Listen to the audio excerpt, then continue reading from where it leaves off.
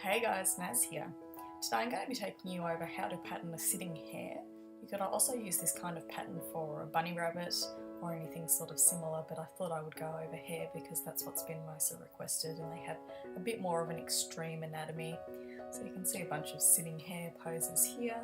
Sitting patterns are also a little bit more interesting and a little bit more complicated than general standing patterns.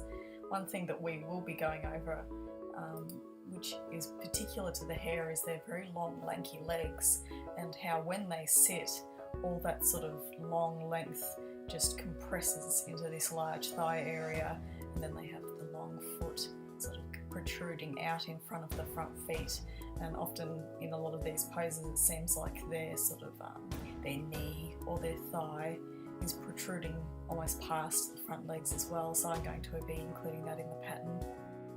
I'll also be going over how to pattern a basic hare head. That's a tongue twister, but generally it's just going to be like an egg shape with a gusset going along all the way around. I won't be going over how to pattern ears because their ears are a little bit complicated. One thing you could do is you could just get a piece of paper, cut out the general shape of the ear and then sort of fold the edges over on themselves, but I would really recommend going and having a look at my pattern tutorial on how I make the hollow ear types, because that'll give you that really sort of rounded shape and it'll also give you that nice curve that sort of tucks in at the front of the ear and the back of the ear. So let's get started. I've just drawn what I think the pattern will look like in Photoshop. As per usual with my patterning tutorials, you can draw this on a piece of paper. I just like doing my patterning in Photoshop because I can save all my files and I can edit them very easily.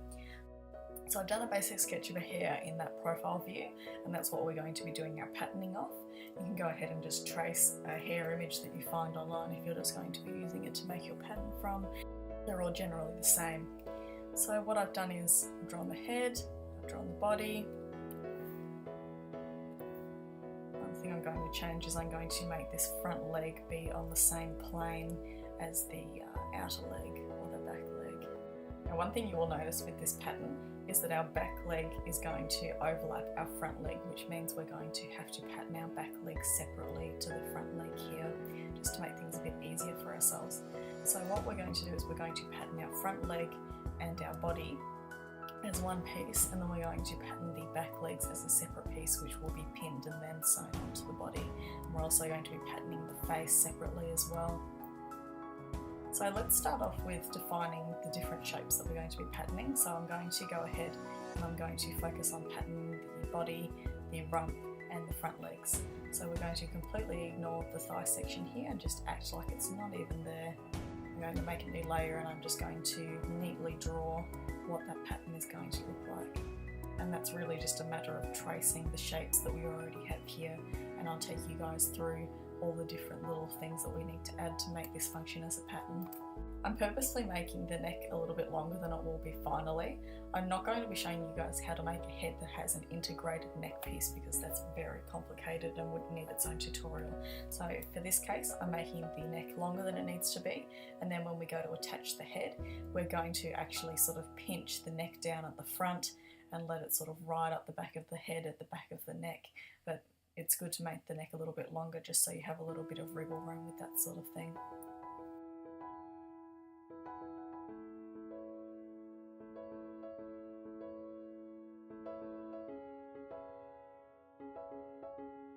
Alright, so I've gone ahead and I've traced out the body, the rump and the front leg.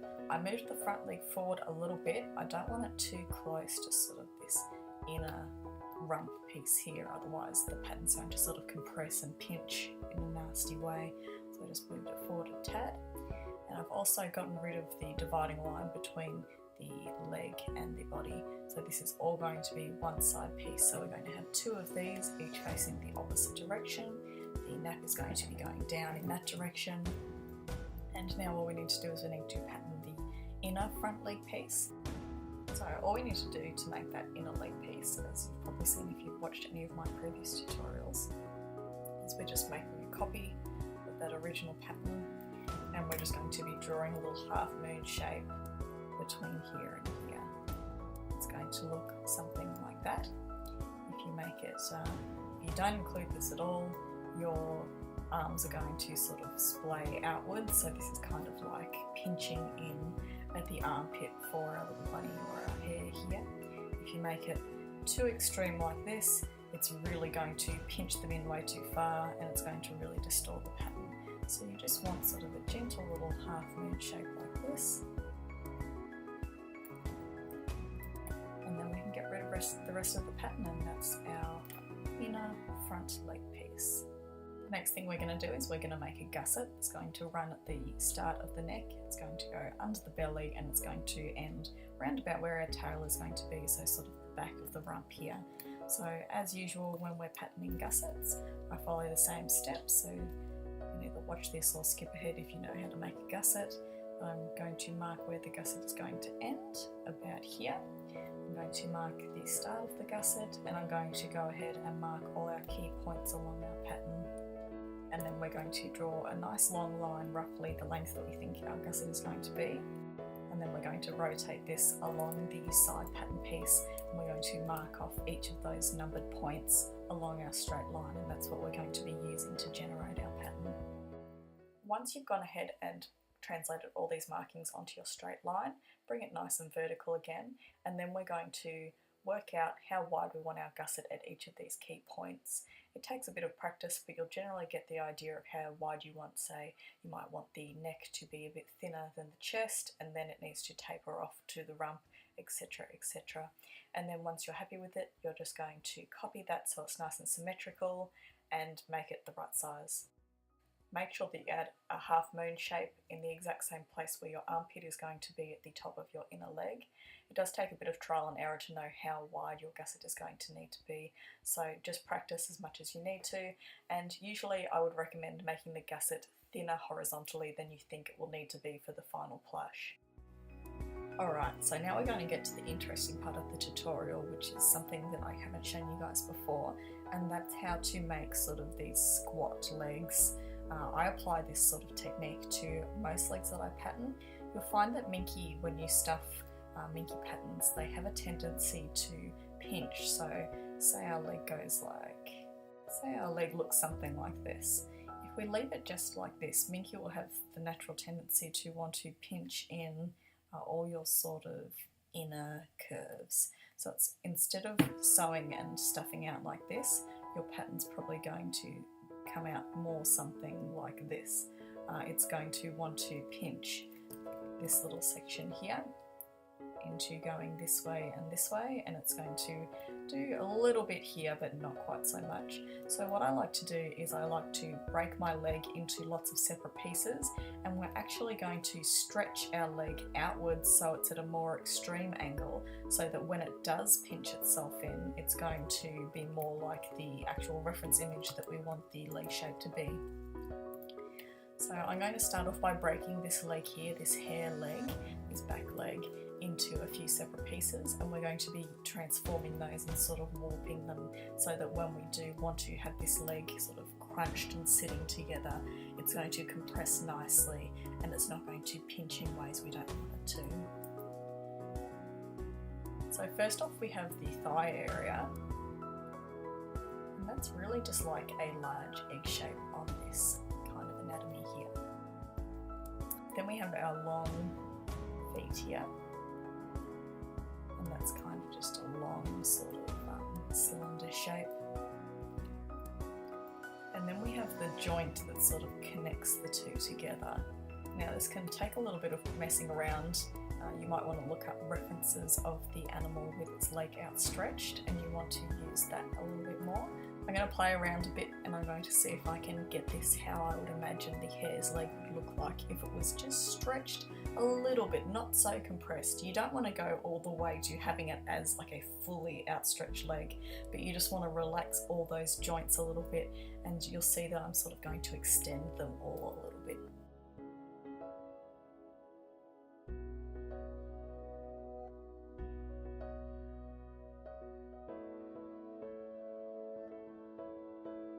Alright, so after hurting my brain for a little bit, this is what I've come up with. It's probably not exactly perfect, but you can see that I've sort of stretched the leg out a little bit, and then when we want to push it together, these are going to compress this way and this way, so that's going to pinch up so that sort of this heel is touching this thigh piece here, as you can see in the original sketch, and this is going to pinch in this direction a little bit as well. So generally everything's just going to be pushed this way, and you might be able to sort of visualise in your head as we push this piece this way and this stays in the same spot, this is going to line up more with this sort of heel area here.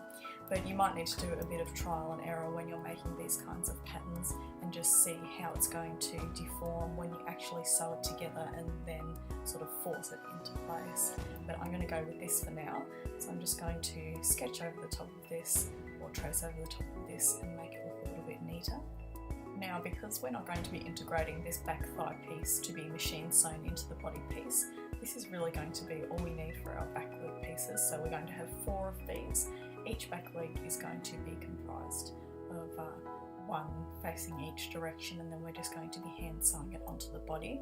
You can definitely sort of combine this onto the body if you want to make it machine sewable, but that's just an extra step of an extra layer of complexity. I'm just going to really quickly go ahead and pattern a bottom paw for this back leg. If you've watched my How to Pattern Paws and Claws tutorial, you will have sort of a thorough explanation of how to do this, but I'm just going to really quickly go ahead and draft that paw pattern for this guy here.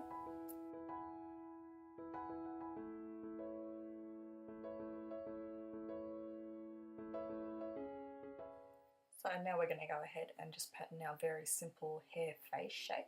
It's just going to be 2 side pieces that are essentially just a trace over of our profile head shape here, so kind of that blocky egg pattern that I mentioned before. So we're going to have 2 of those, and then we're going to have 1 continuous gusset, which is a long strip of fabric that divides the 2 pieces and gives them their sort of width that runs around the entire head shape.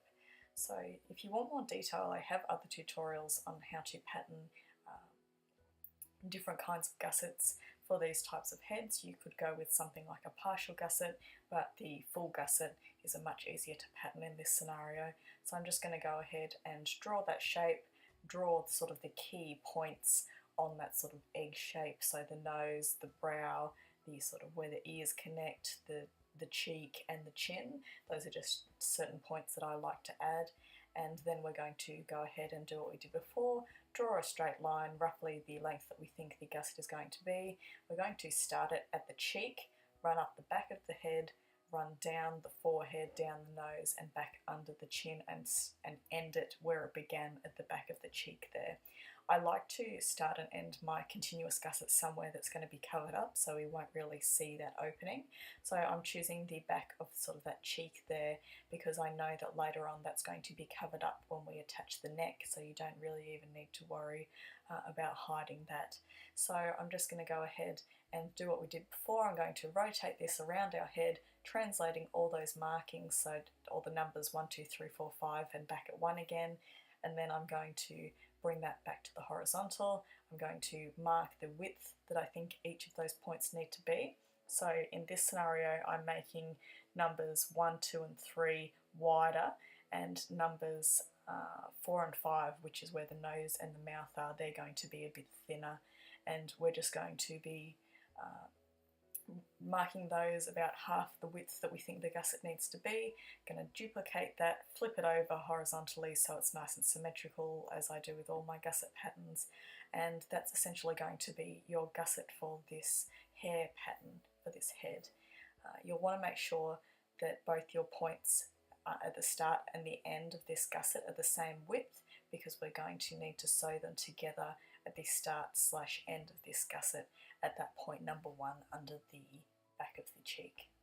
My computer glitched and didn't record the actual making of the rest of this gusset, but it's exactly the same process as when I was making the body, except it's more of like an hourglass shape, or just a long rectangle shape with thicker at those points that I mentioned and thinner where the nose and the mouth are going to be. You can also go back and watch some of my other gusset patterning tutorials if you want more footage of me drawing them to sort of learn from, but apologies for losing that piece of footage. So one thing that I did forget to pattern is the paw for the front foot. I'm not going to go over the process, but if you watch how I do it here, it's pretty self-explanatory, just making a paw shape and then making sure that the perimeter of the paw shape matches up with the half length of the outer bottom foot. I do have tutorials on patterning paws and claws and things like that that go over it in detail, but I'll just quickly add this because it's going to be included in the free pattern that's included in this tutorial. I also decided to add a couple of ears. They're very, very simple. Again, if you're going to be making a more complex pattern, I would recommend going and looking at my hollow ear patterning tutorial. But essentially, I just did two long sort of generic bunny shapes with no taper at the bottom. And when I put the pattern together, I'll show you sort of the magic of how you can pinch that kind of pattern together to give that bunny or hare kind of ear shape. I didn't cover how I patterned the tail. I really just traced how I think the top view of a hare's tail would look and just sewed that pattern to itself. Very simple. So I will include that drawing in the final pattern, but I'm not going to show how I patterned it because it's really just tracing a generic sort of teardrop pattern. When I did that on the piece of Minky as I was sewing it, I was too lazy to sort of pattern it and print it out because it's such a simple shape. So now here's just some quick footage of how I put this pattern together. I've traced it all out on the wrong side of the Minky. If you need to pause this and just see how many of each piece you need, if that's a little bit confusing, do so on this screen. This is all the pieces that you'll need. Then I'll go ahead and cut all of these out very carefully, remove all the Minky fluff, and then I'm going to start sewing each of the pieces together as I see fit.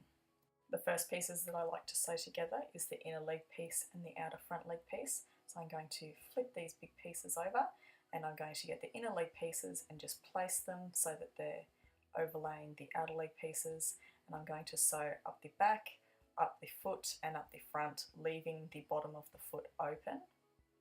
The next piece that we are going to sew is the back leg pieces. This is very simple, so you have two for each sort of thigh and leg combo.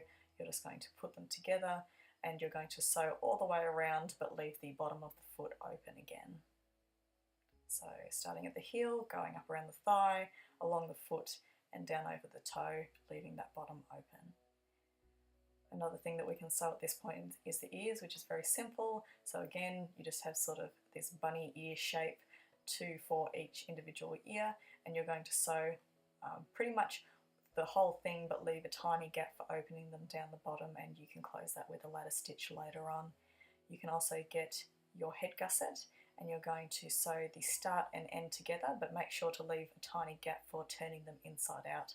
So here are all these pieces nice and sewn together, and you can see that I have the paw pieces aligned with each sort of gap that they're going to fill. You can also go ahead and you can sew the back of our hare pattern, so starting at the back of the neck and going down to that V shape, marking where our gusset is going to start and stop. So you can see that I've gone ahead, I've sewn all our paw pads together, I've sewn along the back, I've sewn that head gusset at the start and end, back where the cheek is going to be. I've sewn that between the two head shapes, and I've sewn the gusset between the neck, between the belly, and ending at that V shape. And that's pretty much all our pieces sewn together. If this is a little bit complicated for you, I suggest that you go back and maybe look at my quadruped patterning tutorial that has a lot of step-by-step images or video footage on how to put this kind of pattern together, and the pieces are all colour-coded to make it a little bit easier. Now here we have our back leg shape that we put so much effort into sort of elongating a little bit. You can see that when I put a bit of pressure on it, it's going to sort of compress at that sort of ankle point. We're going to make sure not to put too much stuffing in there, because if we do put too much, it's not going to want to compress nicely into sort of that crouching shape. So here we have everything nice and stuffed, and we can start on the assembly. So we have our ears, we have our body with our front legs, we have both our thigh pieces and our head, and here is how he looks all pinned together. I just pinned the back legs onto the body in the position that I'd like them to go. The same with the head, the ears, the tail, etc. For the ears, I just pinched the bottom of them, and that's given that nice sort of little rabbit or hare, little sort of cone shape that they have at the base of their ears. It's a really simple way to do it. You can see sort of that movement that we've got because we've elongated those bottom legs. So you can either have them squished underneath him or they can splay out a little bit. If you sort of keep them loosely stuffed, it's a very floppy kind of pattern. One thing you can do is you could add some hand sewing to keep him in your preferred sort of sitting position, because his back legs are a little bit floppy at this stage. If it was a larger plush, or maybe if you'd add some weighted beads in the rump, it would definitely sit and keep those bottom legs in place a little bit better and not so floppy. I've added a little bit of thread sculpting at the front of his eyes just to pull them in a little bit and make them a bit more appealing from the front view, because he does have that very round sort of face. I also, before I added the back thighs, did a little bit of thread sculpting and thinned out his rump area just so that they sit a little bit closer together. This is up to you, but I wanted it to be a little bit leaner in that spot, and if you add a lot of stuffing it can kind of balloon out that rump, and you want to keep your sort of back thighs very close together when you pin them, so that's an option. You can add a bit of thread sculpting to sort of affect how they sit on that rump piece where the thighs are going to go. So I hope you guys really liked this tutorial. I'm super happy with how this pattern came out. When I sort of finished it, I was like, oh, that's too nice to use as a Patreon tutorial, but I'm really happy with him, and I hope that you guys will use this pattern as well. I haven't seen very many hare or bunny patterns out there. It would also make a really great pattern for a lanky dog or a cat or anything of that nature. So as always, any sort of shout outs if you do use this pattern are super appreciated. You don't have to do it, but it really helps me sort of promote my Patreon and encourages me to make more different videos for you guys. It really helps me out. So if you have any questions or this is confusing for you at all, definitely send me a message on Patreon or private message me on social media, and I'll do my best to help you out. But I hope you like this tutorial, and I'll see you in the next one. Bye!